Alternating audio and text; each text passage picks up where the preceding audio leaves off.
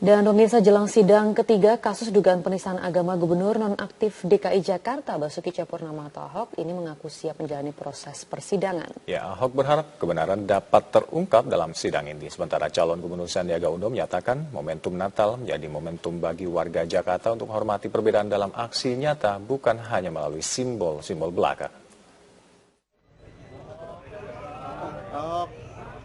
Gubernur nonaktif DKI Jakarta, Basuki Cahayapurnama atau Ahok, akan kembali menjalani persidangan kasus dugaan penistaan agama Selasa esok. Ahok berharap hakim dapat bertindak profesional dalam mengungkap kebenaran kasus tersebut.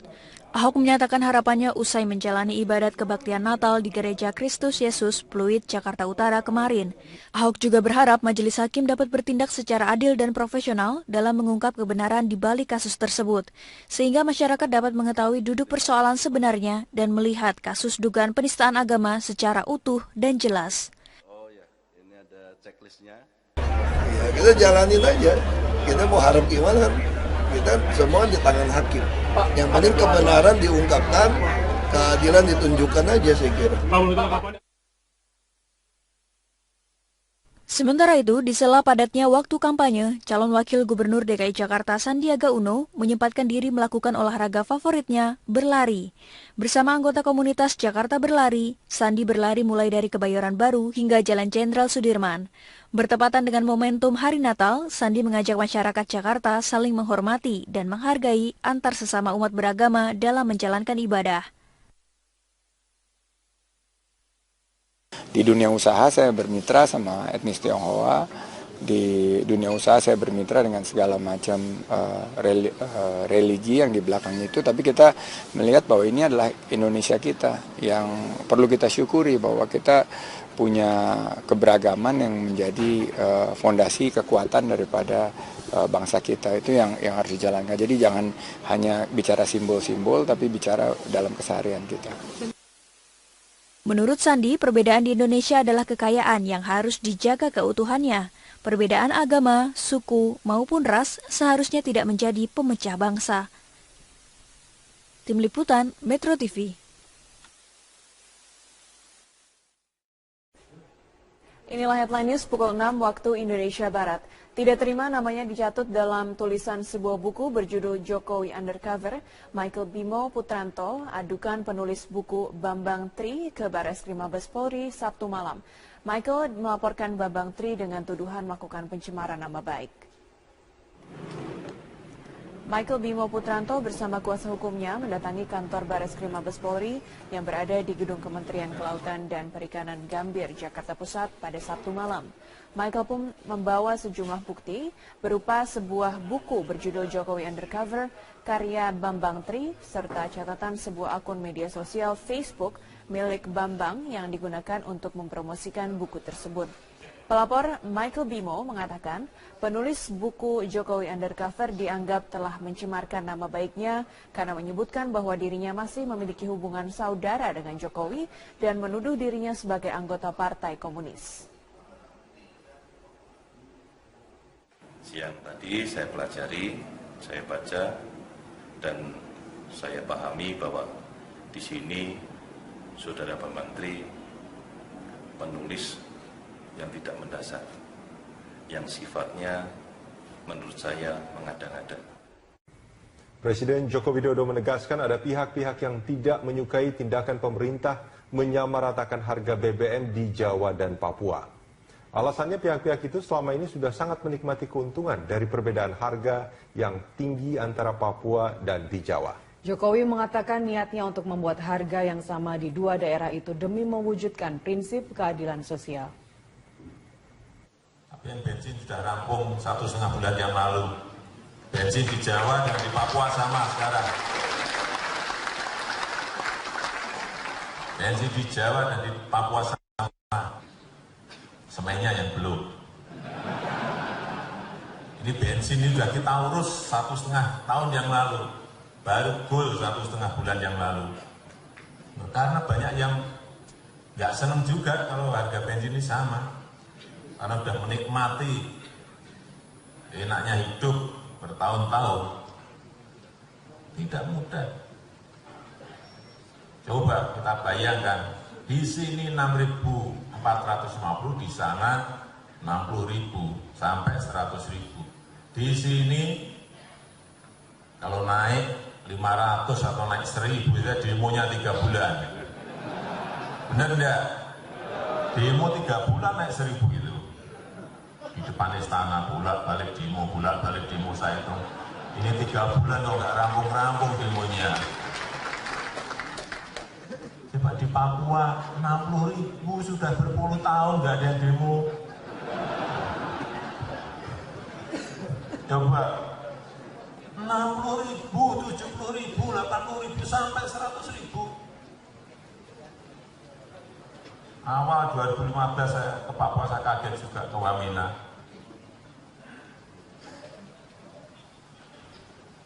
Harganya 60.000. Nggak pernah demo. Tapi ini harus dibenarkan.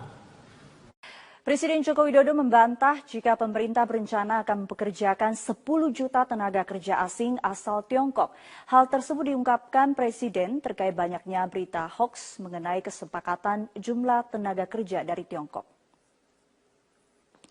Hal tersebut diungkapkan Presiden saat menghadiri deklarasi pemagangan nasional di kawasan internasional Industrial City, Kabupaten Karawang, Jawa Barat.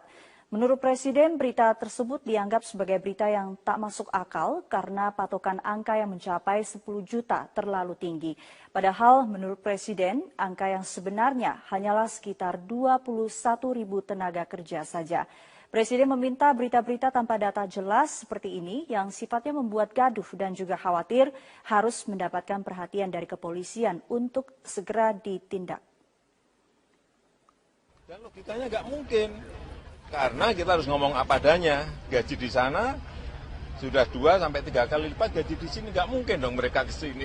Dan di tengah-tengah kunjungan kerjanya di Kabupaten Karawang, Jawa Barat, Presiden Joko Widodo menanggapi fenomena Om Telolet Om yang kini ramai dibicarakan orang. Menurut Presiden, fenomena ini merupakan hiburan dan kebahagiaan rakyat.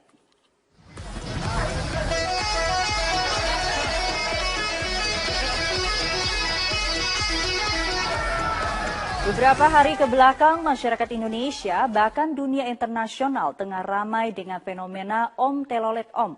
Menurut Presiden, Om Telolet Om ini yang awalnya dipopulerkan masyarakat di daerah pantai utara itu adalah buah kekuatan dan potensi media sosial di era globalisasi. Maraknya anak-anak bahkan orang dewasa dari berbagai kalangan yang terlibat dalam fenomena ini menurut Presiden sebagai kesederhanaan dan juga kebahagiaan rakyat. Ya. Ini kekuatan dan potensi media sosial yang kita lihat, dan ya itu sebuah menurut saya sebuah kesederhanaan, sebuah kesenangan, sebuah kebahagiaan dari rakyat untuk memperoleh sebuah hiburan atau sebuah hobi. Saya kira sangat bagus sekali. Yeah. Perlu dilarang nggak Pak? Ya mesti ada batas-batasnya dong. Masa bus baru berjalan dicegah di tengah jalan gini. Ya kan seperti itu yang dilarang yang seperti itu. Dan saat ini Presiden Republik Indonesia Joko Widodo akan menyampaikan sambutannya dalam peringatan Haul Gus Dur ke-7. Untuk itu mari kita bersama-sama mendengarkan sambutan yang akan disampaikan langsung oleh Presiden Joko Widodo.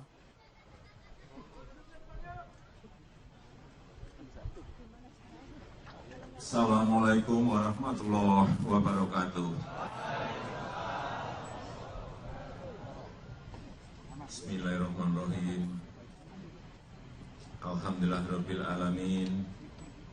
Wassalatu wassalamu ala asrofil anbiya'i wal mursalin. Sayyidina wa habibina wa syafi'ina wa maulana Muhammadin. Wa ala alihi wa sahbihi ajma'in, amma ba'du. Yang saya hormati Ibu Sinta Nuriyah Abdurrahman Wahid beserta keluarga besar Gus Dur, Yang saya hormati Bapak Budiono,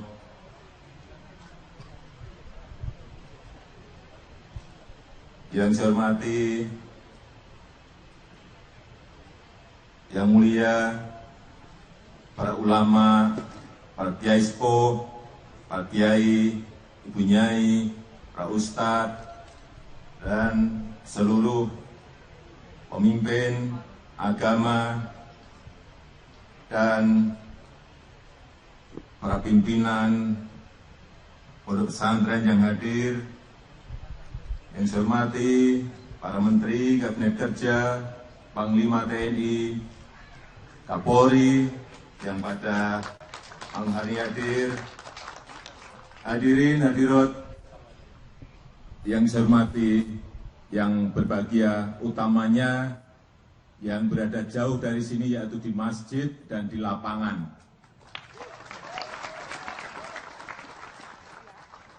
Karena yang banyak justru yang ada di lapangan. Bukan milik golongan. Peringatan Haul ke-7 Gus Dur saat ini masih terus berlangsung di kediaman almarhum Gus Dur, dan saat ini Presiden Joko Widodo masih memberikan sambutannya, dan kita langsung saja mendengarkan secara langsung sambutan yang disampaikan oleh Presiden Joko Widodo. Bukan dengan yang lainnya.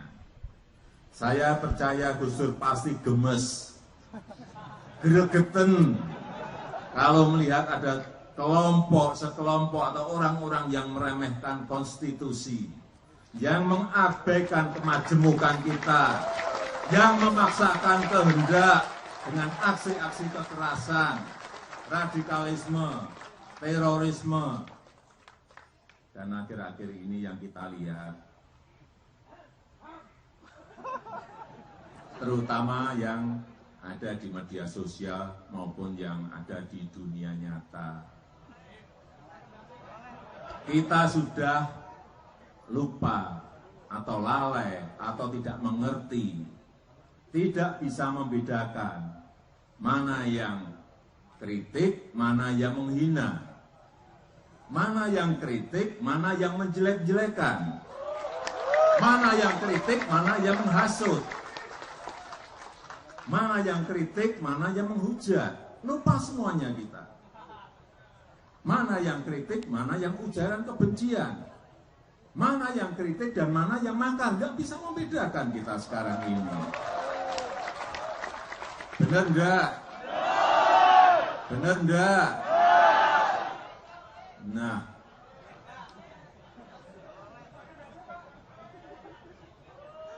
kalau ini kita terus-teruskan, energi besar kita habis untuk hal-hal yang tidak perlu.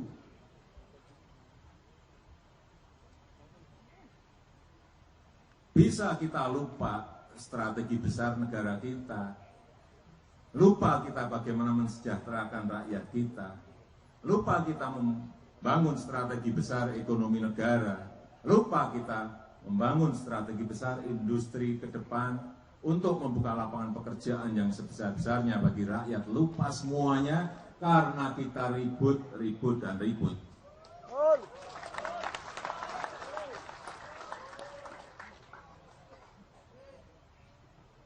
Kalau almarhum Gus Dur masih ada yang memberitahu kita ini masih kayak anak TK.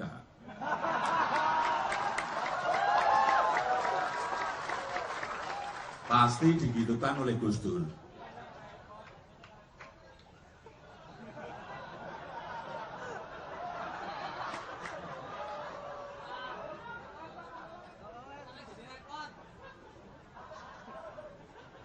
Padahal kita harusnya bersyukur ketika banyak negara yang lain yang goyah mencari pedoman hidup.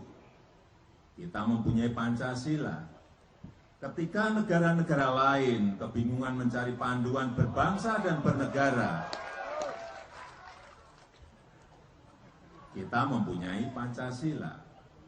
Seharusnya kita bisa membangun lebih cepat, bergerak lebih cepat, bergotong royong lebih cepat, sehingga kita menjadi negara yang memenangkan persaingan. Agar kita menjadi bangsa yang berdaulat, bangsa yang mandiri, dan bangsa yang berkepribadian. Ini sekarang hadir di sini 3 calon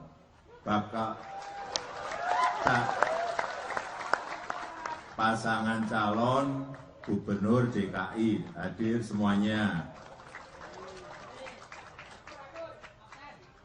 Di absen dulu.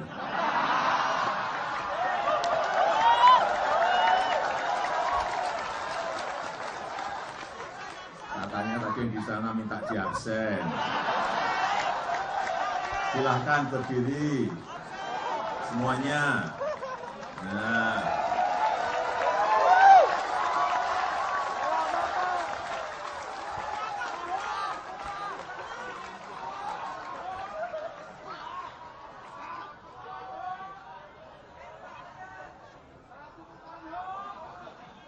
Lah kok ya begitu yang rukun.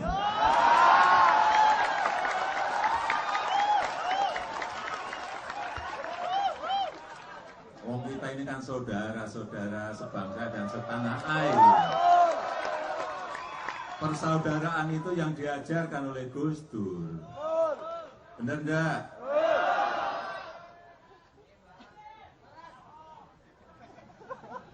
Dan menurut saya Gus Dur itu selalu optimis dalam memandang Indonesia ke depan. Tidak kagetan, tidak gumunan. Itu Gus Dur.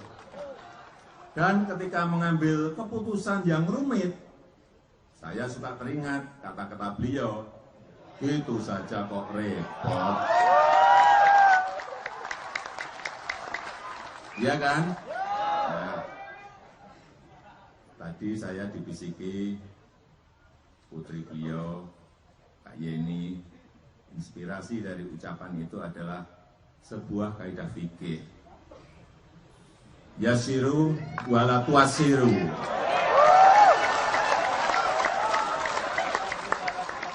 Permudahlah dan jangan dipersulit. Kita ini sekarang ini yang mudah-mudah malah dipersulit. Harusnya yang sulit-sulit dipermudah, jangan dibalik-balik. Bener enggak? Nah, saya tutup. Terima kasih. Wassalamualaikum warahmatullahi wabarakatuh.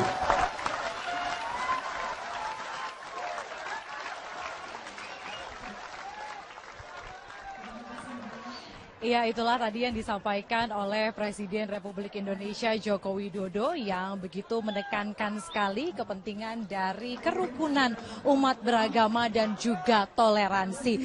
Peringatan Haul ke-7 dari Gus Dur ini masih akan kami lanjutkan kembali, namun setelah jeda pariwara berikut ini. Tetap di Top News.